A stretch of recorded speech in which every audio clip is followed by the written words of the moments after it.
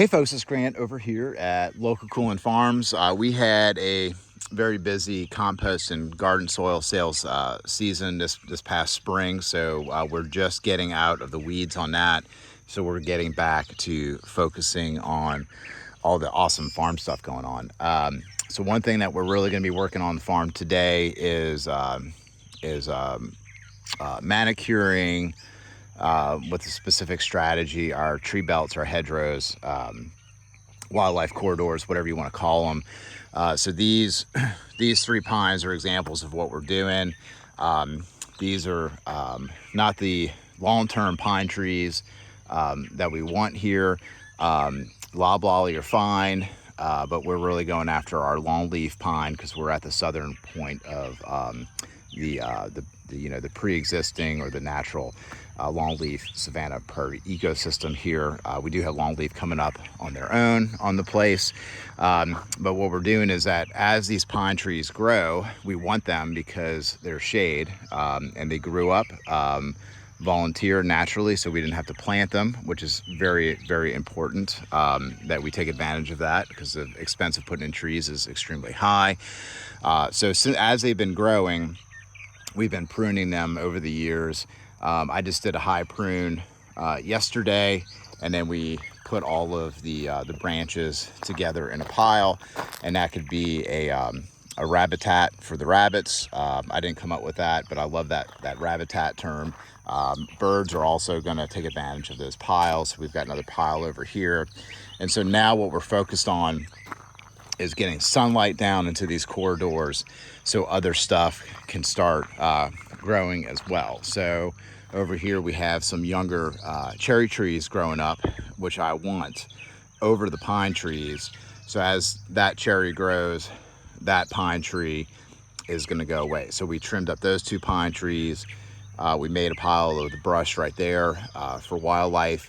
But eventually I know that those pine trees are going to go away because I want to focus on the cherry, focusing on that cherry because it puts out cherries for birds. So one big thing that we're after is supporting the migratory birds that are coming through here. Also, we want mostly hardwoods and other things that the goats eat that are going to be developing. And so this is a water oak that's coming up. I trimmed the lower branches off of it yesterday. I trimmed the branches off of these two pines that are next to them. But I know that eventually that pine tree and that pine tree is going to go away because I want to favor this oak, because I can do a pollard cut, I could do a coppice cut, and if I let it grow up, it's also going to drop acorns that that stuff could eat. And again, here we've got a little brush pile, rabbitat for our rabbits. Right now the place is full of young bunnies, so it's good to give them more protection from hawks and other things in the area. And then we still have some stuff that we don't want in here, of course. So we've got invasive Chinese tallow. I'm not cutting that until the goats come through, so because they love that stuff. So as soon as the goats come through, I'm gonna do a low cut on that, let the goats eat it, and then as we get new suckers coming off of that low stump, the goats are gonna have easy access to it, and it's gonna eventually kind of kill that tree, which I want. Next to it, we got some sweet gum. A lot of people see sweet gum as a junk tree, but the goats eat it. We can do a high pollard cut on it, and then we can cut those branches off in the future for in-place chop and drop goat fodder. We also have a lot of native holly here that's coming up. These berries are starting to come on, which they'll be bright red in the wintertime, and so that'll be bird food.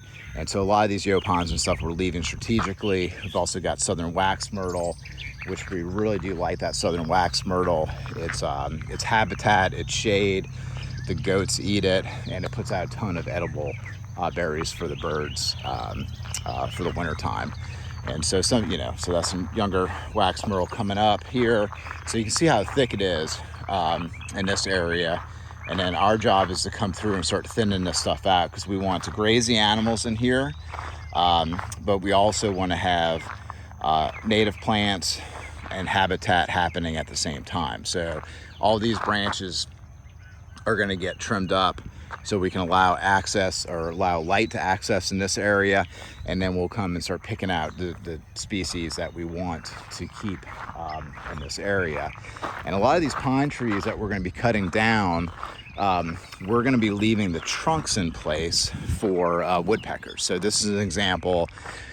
This is a younger pine tree, so I did a high cut on it. This pine tree most likely is not going to recover at all, which is fine. It's going to die in place as that trunk starts dying and decomposing. Beetles are going to lay eggs in there, and then our species of woodpeckers and other birds are going to start pecking in there as a food supply. So on these bigger pines, so like for example, this pine tree, if we get rid of it here, we're going to get up and safely do a high cut on it. We're going to leave the trunk in place. That's going to give an opportunity for trumpet vine and a couple of other vines to grow up. But like I said, it's also going to create a food supply and a potential cavity nest site for our woodpeckers that we have in the area. So that's what we're doing. So we got a lot of work to do, and we're just doing it a little bit at a time. So this is you can see how we trimmed up in here the other day, piled up all the brush. And then this is one of the longleaf pine trees that we have.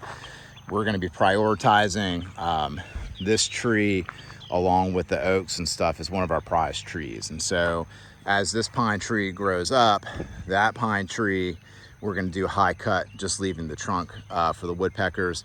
But we want this tree to have full area to go ahead and grow in its full capacity. We've got another longleaf right here that we're going to prioritize. This is a pine tree that we took out. You can see how we did a higher cut, left the trunk in place. And then this tree right here is also going to go away. We're going to do another high cut on this pine tree. So that way we're prioritizing this longleaf and that longleaf. And then you can see that sweet gum growing up in the background over there. We're going to go ahead and trim that up. A lot of that stuff is going to be dropped for the goats this year, but it's going to grow back, and it's going to give us continued food supply in the spring, summertime, and fall for the goat. So it's a good chop and drop, tree hay type tree that we're doing. So anyway, so if you have any questions or comments about what we're doing in here, this is just a real fun way to I think enjoy the farm more. It increases wildlife habitat. It creates more food for the livestock. It creates shade. It creates a wind buffer from field to field, because I'm standing on the internal road right now. We've got a field to the left. We've got another field to the right. And honestly, it makes the farm just feel bigger, because you're not just seeing the whole field that's open. You're kind of going into all these different rooms, so to speak. So it has that kind of effect. So it's a real fun way to do it. Total geek out fest. I love it. So if you have any questions or comments, hopefully now that we're out of our big compost selling season, we'll be getting back to doing some videos. Y'all have a good one.